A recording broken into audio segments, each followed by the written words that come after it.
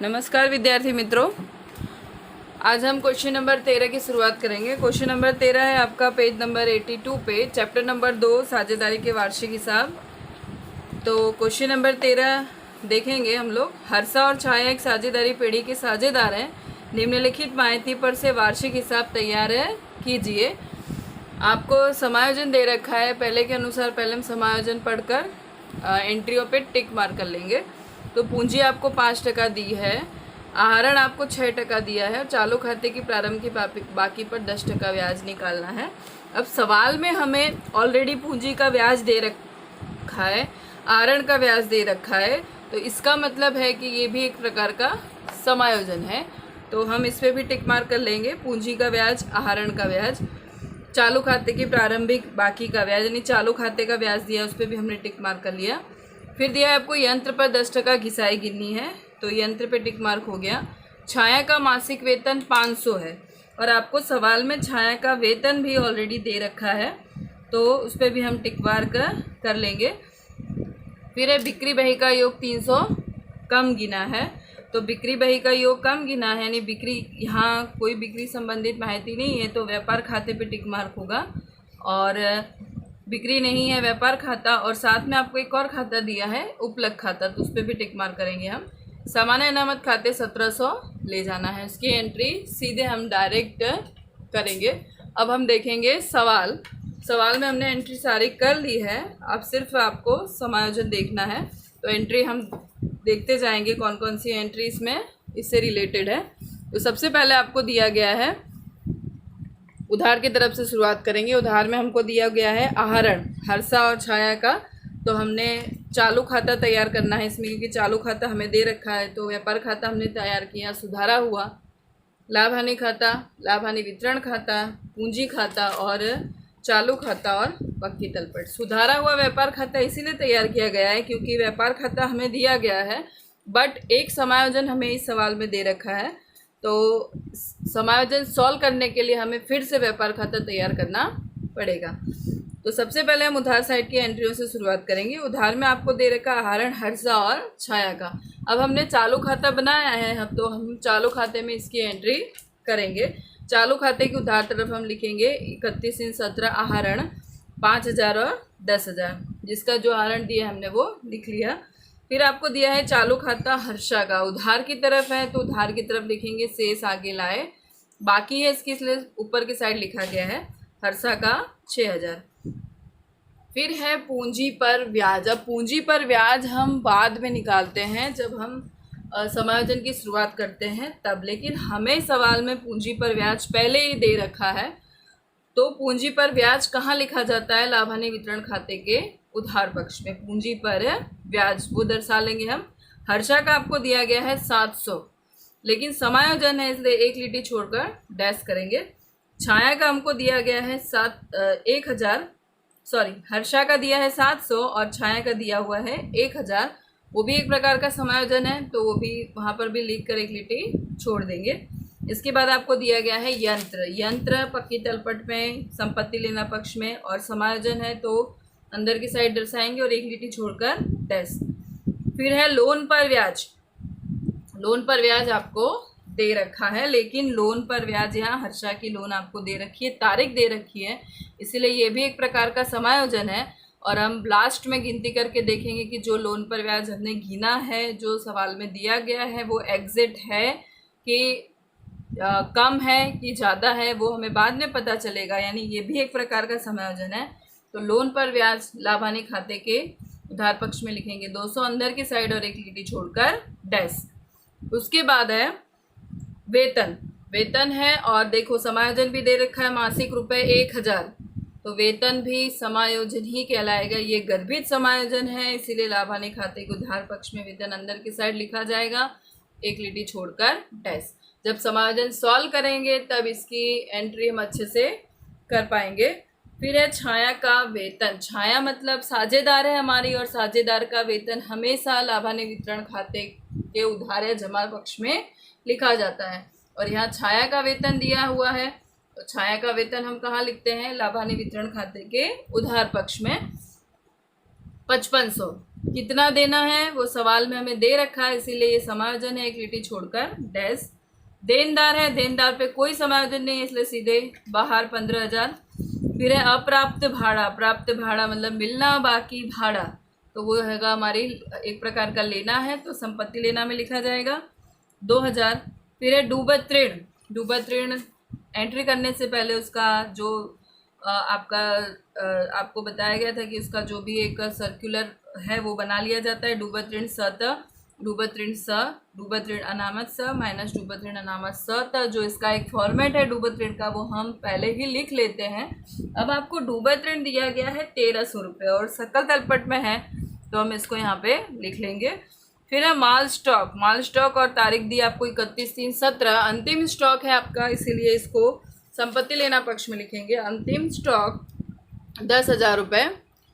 फिर है बीमा प्रीमियम, बीमा प्रीमियम आपका लाभानी खाते के उधार पक्ष में आता है और गर्भित समायोजन है इसलिए एक लिटी छोड़कर डैश। ये हुई आपकी उधार साइड की एंट्री, मतलब जो भी एंट्री आपने की है सब उधार साइड ही की जाएंगी। अब बारी आती है जमा साइड की। जमा बाकी है तो जो भी एंट्रियाँ होंगी सब जमा साइड ही की जाएगी। सबसे पहले है पूंजी खाता, तो स्थिर पूंजी खाता है तो पूंजी खाते की जमा बाकी लिखी जाएगी। जमा साइड से इस आगे लाए 20,000 और 30,000। फिर दिया आपको चालू खाता छाया का, छाया की जमा बाकी है, शेष आगे लाए छाया में 4,000। फिर आहरण पर ब्याज हर्षा और छाया का गिन कर आपको दे रखा है, लेकिन समायोजन भी है इसीलिए आहरण का ब्याज लाभ हानि वितरण खाते के जमा पक्ष में लिखेंगे। हर्षा का 100 एक लिटी छोड़कर डैश, छाया का 50 एक लिटी छोड़कर डैश। जब समायोजन सॉल्व करेंगे तब हमें पता चलेगा कि जो आहरण का ब्याज हमने गिना है वो एग्जिट है कि नहीं है। अगर कम पड़ता है तो प्लस करेंगे, यदि ज़्यादा है तो माइनस करेंगे, वो हमें समायोजन गिनने के बाद पता चलेगा। आगे दिया आपको हर्षा की लोन, तो वो हम दर्शाएंगे पूंजी दायित्व पक्ष में। हर्षा की लोन 10,000 और लोन का ब्याज जो भी है वो आपको गिन के दे रखा है, लेकिन ज़्यादा है कि कम है वो समायोजन गिनने के बाद पता चलेगा। फिर दिया गया है आपको व्यापार खाता, और व्यापार खाता डायरेक्ट दे रखा है, लेकिन मैंने पहले भी बताया था कि समायोजन में एक एंट्री आपको दे रखी है, इसीलिए इसकी सुधारा हुआ व्यापार खाता बनाना पड़ेगा क्योंकि इसकी एंट्री हमें देनी है, इसीलिए व्यापार खाता अंदर की साइड लिखा जाएगा। 24,000 है, 700 और एक लिटी छोड़कर डैश। फिर दिया आपको बैंक बाकी, बैंक बाकी है पूंजी दायित्व पक्ष में लिखी जाएगी, और जिसे हम BOD भी कहते हैं, बैंक बाकी कहें या बैंक ओवरड्राफ्ट कहें दोनों सेम है, तो इसकी जमा बाकी है 5,450। फिर दिया गया है चालू खाते का ब्याज, गिन कर दे रखा है, लेकिन हमें देखना है कि जो गिना है वो प्रॉपर है कि नहीं है, तो लाभ हानि वितरण खाते के जमा पक्ष में लिखेंगे हर्षा के चालू खाते का ब्याज 100 रुपये और एक लिटी छोड़कर डैश जो होगा वो आगे देखेंगे। फिर आपको दिया है उपलक खाता, उपलक खाता कब लिखा जाता है? जब पक्की तलपट में दोनों तरफ का टोटल सेम ना आवे तब। जैसे जमा साइड का टोटल कम हो रहा है तो वहाँ उपलक खाता लिखा जाता है, उधार साइड का टोटल कम होता है तो उपलक खाता लिखा जाता है।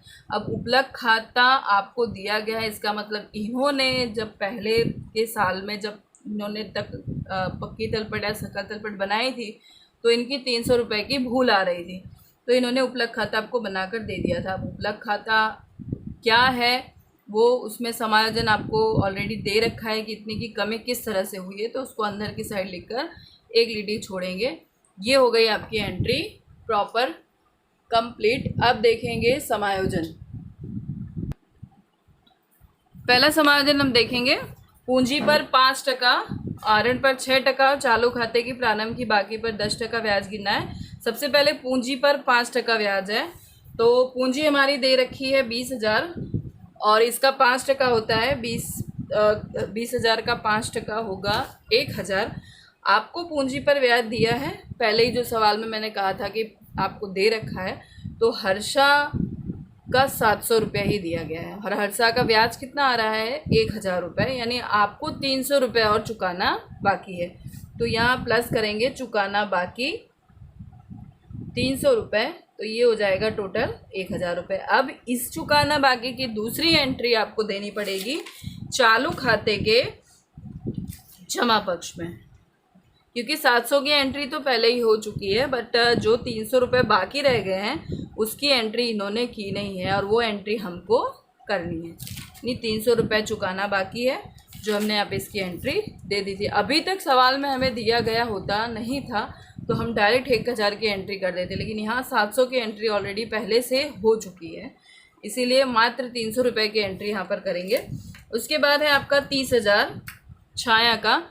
30,000 का आपको 5% पूंजी पर ब्याज निकालना है, तो 30,000 का 5% होता है आपका 1500 रुपये। 1500 में से 1,000 की एंट्री कर दी गई है, तो चुकाना बाकी कितना हो जा रहा है 500 रुपये। तो ये हो गया टोटल 1500 रुपये। और इसकी दूसरी एंट्री हमको यहाँ पर करनी होगी, जो पूंजी पर ब्याज होगा यहाँ पर 500 रुपये। तो अब इसका टोटल हम बाहर निकालेंगे। ये टोटल हो जाएगा 1,000 और 1500, टोटल हो जाएगा इसका 2500 रुपये। यानी इसका 1,000 और इसका 1500, टोटल 2500 ये होगा पूंजी पर ब्याज। और पूंजी पर ब्याज जो 2 एंट्री करनी थी चुकाना बाकी की, वो 300 और 500 यहाँ पर कर दी गई है। अब इसी तरह आपको कहा गया है आहरण पर 6% ब्याज गिरना है। तो आहरण देखेंगे हम। आहरण आपको दिया गया है 5,000 हर्षा का, लेकिन हर्षा में आपको देखिए सवाल में क्या दिया गया है।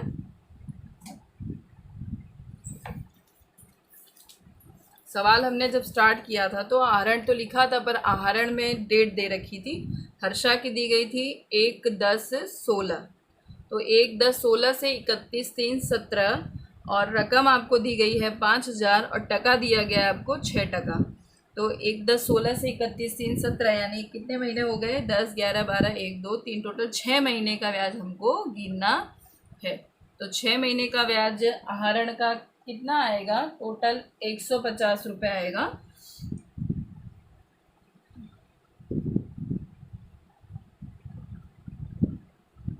टोटल होगा इसका 150 रुपये हर्षा का, जिसमें से इन्होंने क्या किया है, आहरण के ब्याज में 100 रुपये ऑलरेडी दे रखा है, ऑलरेडी गिन लिया है। मात्र आपको कितना गिनना है, सिर्फ 50 रुपये। तो ये हो जाएगा 150, और इस 50 रुपये की एंट्री हम करेंगे चालू खाते के उधार पक्ष में। यहाँ लिखेंगे आहरण का ब्याज, ये आएगा आपका 50 रुपये। इसी तरह छाया में डेट आपको दे रखी है 1/1/17, यानी 1/1/17 को इन्होंने आहरण किया था। तो टोटल कितने महीने का हो गया, 3 मास का ब्याज आपको गिनना है। और आपको रकम दे रखी है 10,000 रुपये आहरण की। तो 10,000 गुणे 6% गुणे 3/12, यानी आपका आहरण का ब्याज हो जाएगा टोटल छाया का, इसका भी होगा आपका 150 रुपये। अब 150 रुपये में से इन्होंने कितने की एंट्री कर दी है, 50 की, यानी चुकाना बाकी कितना हो गया, 100 रुपये। ये भी 150 बाहर आएगा। अभी 100 की एंट्री हम यहाँ पर आहरण के ब्याज में करेंगे 100 रुपये, और ये टोटल 150 कितना हो जाएगा बाहर, 300 रुपये। यानी इस सवाल में आपको कुछ एंट्रियाँ दी गई हैं, कुछ एंट्रियाँ बाहर आपको देखनी है। यानी जो नहीं दिया गया है, जो बाकी है करना, उसको कर उसका समायोजन यहाँ पर आपको रखना है।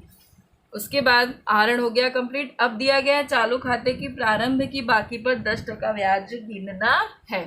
तो सबसे पहले जमा बाकी की तरफ आएंगे। 31/3/17 चालू खाते का ब्याज, ये है छाया का 4,000 है और 10% ब्याज आपको गिनना है। तो छाया का 4,000 है, 4,000 का 10% होता है आपका 400 रुपये। 400 रुपये चालू खाते का ब्याज, एक जमा है तो दूसरा यहाँ पर लिखेंगे सी के चालू खाते का ब्याज 400 रुपये। इसी तरह हर्षा की उधार बाकी दे रखी है, तो उधार बाकी का भी ब्याज हमें गिनना पड़ेगा।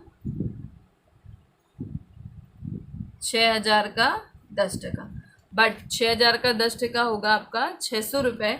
लेकिन आपको सवाल में ऑलरेडी चालू खाते का ब्याज कितना दे रखा है, 100 रुपये, यानी टोटल अभी कितना चुकाना रह गया है, 500 रुपये। यानी चुकाना बाकी हो जाएगा यहाँ 500 रुपये।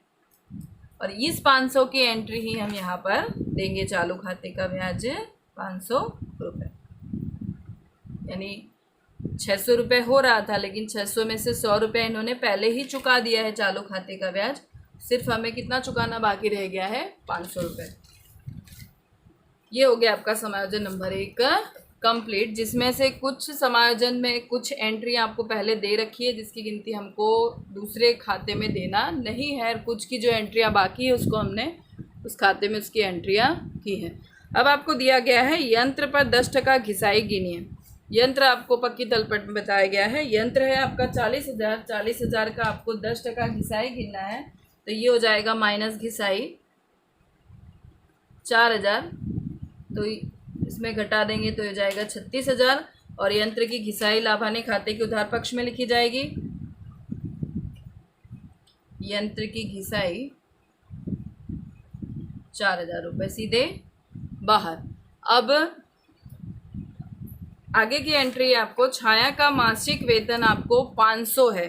छाया का मासिक वेतन 500, मासिक मतलब महीने का 500, तो हमें वर्ष का वेतन चाहिए, तो 500 गुणे 12 यानी कितना होना चाहिए छाया का वेतन?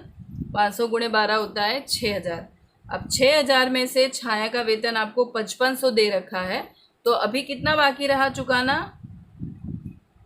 6,000 होना चाहिए और चुकाए इन्होंने 5500, तो अभी 500 रुपया और चुकाना बाकी है। तो इस 500 की एंट्री फिर हम जमा पक्ष में यहाँ करेंगे। 31/3/17 छाया का वेतन यहाँ 500 रुपये चुकाना। ठीक है। अब आगे है बिक्री बही का योग 300 कम गिना है। बिक्री बही का योग 300 कम गिना है, इसकी एंट्री बिक्री बही में प्लस होती है। बिक्री में प्लस होती है, पर सवाल में आपको बिक्री दी गई नहीं है, सीधे व्यापार खाता दे दिया है। तो व्यापार खाता में हम क्या करेंगे, इसको प्लस करेंगे। यहाँ लिखेंगे बिक्री बही का योग कम गिना, और इसको यहाँ करेंगे व्यापार खाते में प्लस। तो आपको दिया गया है बिक्री बही का योग कितना कम गिना है इन्होंने, 300, और इसको बाहर निकाल देंगे तो जाएगा 25,000। अब इसकी दूसरी एंट्री हमको कहाँ देनी है, उपलब्ध खाते में। आपको पहले मैंने बताया था कि इन्होंने जब एंट्री की होगी तो इसकी गलती कहाँ पर हुई थी, बिक्री बही का इन्होंने 300 रुपये कम गिना था, इसीलिए इसका उपलब्ध खाता आया था, और उपलब्ध खाता 300 रुपया यहाँ पर आया। तो यानी अब उपलब्ध खाता सरबर हो गया, हमें गलती हमें पता चल गई अपनी, इसलिए यहाँ पर माइनस कर देंगे। बिक्री बही का योग कम गिना, माइनस करेंगे तो ये जाएगा 300, 300 300 हो जाएगा डैश, यानी बाहर हो जाएगा 0। 0 हम रखते नहीं है, इसीलिए वहाँ पर हमने रखा है डैश। अब आगे आता है सामान्य अनामत खाते 1700 ले जाना है, यानी 1700 रुपये रकम आपको सामान्य अनामत खाते ले जानी है। तो वो उसकी पहली एंट्री हम देंगे लाभ हानि वितरण खाते के उधार पक्ष में। यहाँ लिखेंगे सामान्य अनामत खाते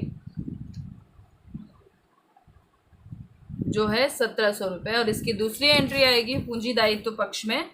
यहाँ लिखा जाएगा, सामान्य अनामत को हमेशा पूंजी के नीचे लिखा जाता है, सामान्य अनामत 1700 रुपये। ये हो गई एंट्री आपकी समायोजन की कंप्लीट। अब देखेंगे आप गर्भित समायोजन। गर्भित समायोजन में सबसे पहला समायोजन उधार की साइड से शुरू करते हैं। यह आपका हरण हो गया कंप्लीट। उसके बाद है वेतन। वेतन मासिक रुपये 1,000 है, मासिक 1,000। और पहले भी सवाल में आपको बताया गया है कि हमेशा वर्ष का वेतन लिया जाता है। मासिक 1,000 है तो एक साल का कितना हो जाएगा, 1,000 गुणे 12 यानी 12,000। लेकिन इन्होंने वेतन कितना चुका दिया है, 13,000, मतलब 1,000 रुपये इन्होंने अग्रिम चुकाया है। तो अग्रिम चुकाया है तो वेतन में से हम कर देंगे माइनस, माइनस अग्रिम चुकाया 1,000, तो बाहर आएगा आपका 12,000। और अग्रिम चुकाया वेतन की दूसरी एंट्री आएगी आपकी संपत्ति लेना में। तो यहाँ लिखेंगे अग्रिम चुकाया वेतन 1,000। आगे देखेंगे, आगे का समायोजन है आपका गर्भित आपको दिया गया है, ये हो गया माल स्टॉक अंतिम स्टॉक है। अब बीमा प्रीमियम देखेंगे। बीमा प्रीमियम आपको क्या दे रखा है कि जिसमें 1200 बीमा प्रीमियम तारीख 30/6/17 को पूरे होने वाले वर्ष का है, और आपको बीमा प्रीमियम की रकम दे रखी है 2000। यानी जो 1200 रुपये तक का बीमा प्रीमियम है वो 30/6/17 को पूरे होने वाले वर्ष का है। मतलब वर्ष तो हमारा कब पूरा हो रहा है? 31/3/17 को। यानी इन्होंने 3 महीने का जो बीमा प्रीमियम है वो अग्रिम चुकाया है। मतलब 1200 गुणे 3/12 यानी कितना हो गया? 300 रुपये इन्होंने अग्रिम चुकाया है। तो बीमा प्रीमियम में से कर देंगे माइनस, यहाँ लिखेंगे अग्रिम चुकाया 300 रुपये।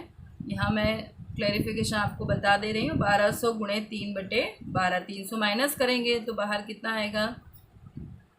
1700 रुपये। और इसकी दूसरी एंट्री की जाएगी संपत्ति लेना पक्ष में, अग्रिम चुकाया बीमा प्रीमियम।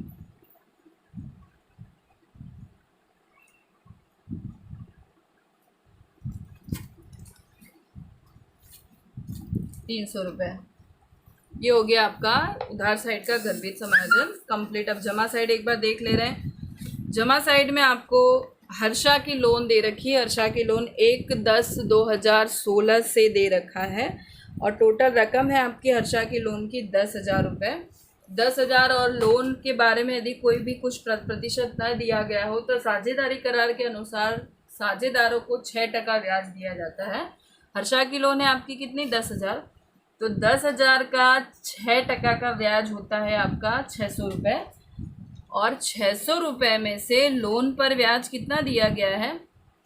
200 रुपये। यानी लोन का ब्याज आपको ऑलरेडी यहाँ पर दे रखा है 200 रुपये, और आपको तारीख दे रखी है 1 साल का आपका ब्याज आ रहा है 600 रुपये। तारीख आपको लोन की दे रखी है 1/10/16,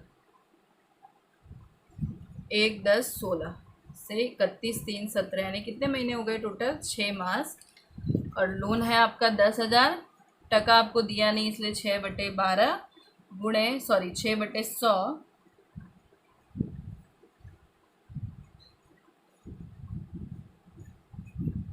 और ये है कितने महीने का? 6/12। यानी 1 महीने का आपका आपने 6% के हिसाब से निकाला 600 रुपये, तो 6 महीने का कितना हो जाएगा टोटल? 300 रुपये। 300 रुपये में से आपको क्या दे रखा है? 200 रुपये ऑलरेडी दे रखा है। लोन पर ब्याज गिन लिया है 200 रुपये, यानी कितना बाकी रहा? 100 चुकाना बाकी।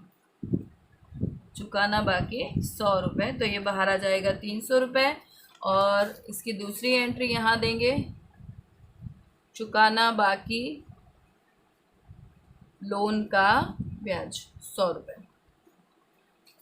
और बाकी आपको सवाल में कोई गर्भित समायोजन दिया गया नहीं। जितने समायोजन हमें दिए गए थे वो हमने कंप्लीट कर लिए हैं। अब हम करेंगे टोटल।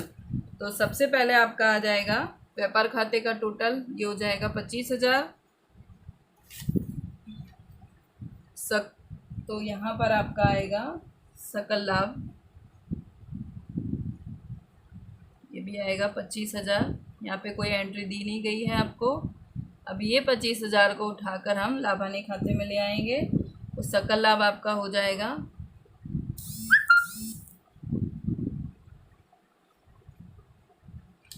25,000। और जमा तरफ सिर्फ 2 ही एंट्री है, 25,000 और 12,000 की, तो ये हो जाएगी टोटल 37,000। अब सारी एंट्री हम एक बार चेक कर लेंगे कि सब हमें बाहर दी गई है कि नहीं दी गई है। यहाँ पर ये बाहर नहीं है तो इसको हम बाहर निकालेंगे, क्योंकि यहाँ पर कोई एंट्री नहीं है। तो ये 1300 बाहर आएगा।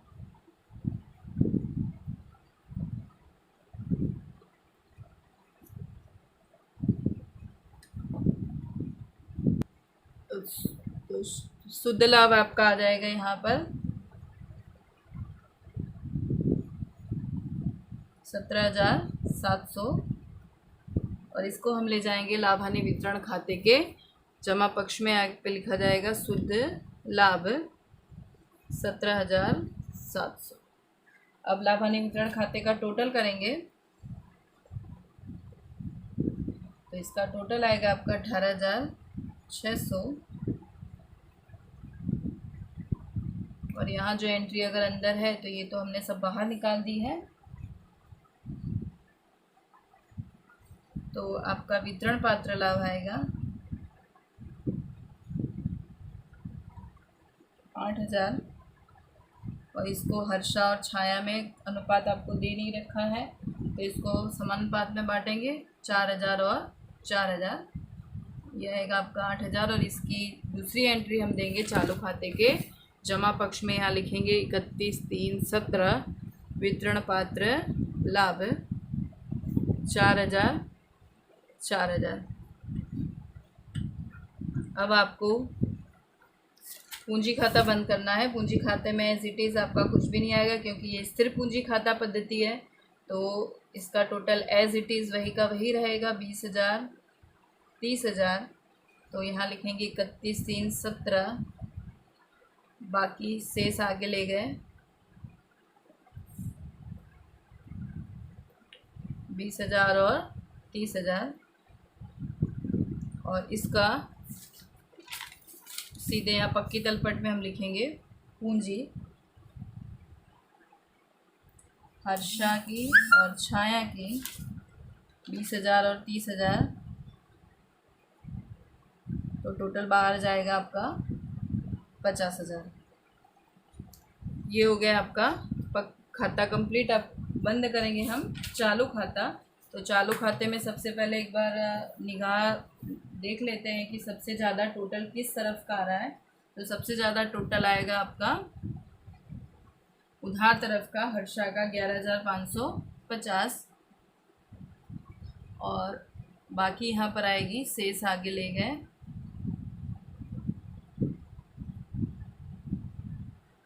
4,000 और 4,300 माइनस करेंगे तो आएगा आपका 7,250।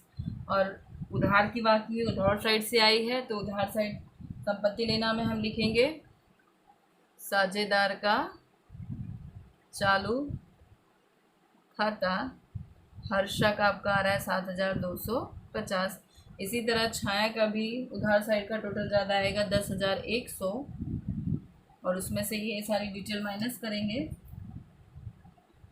तो इसका डिफरेंस आएगा आपका 700 रुपये।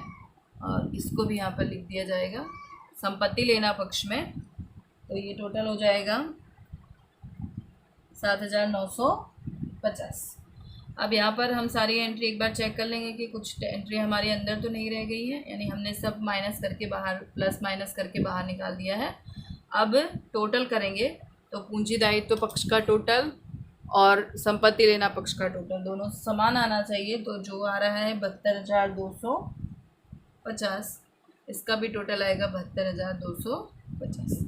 ये आपका हो गया क्वेश्चन नंबर 13 कंप्लीट।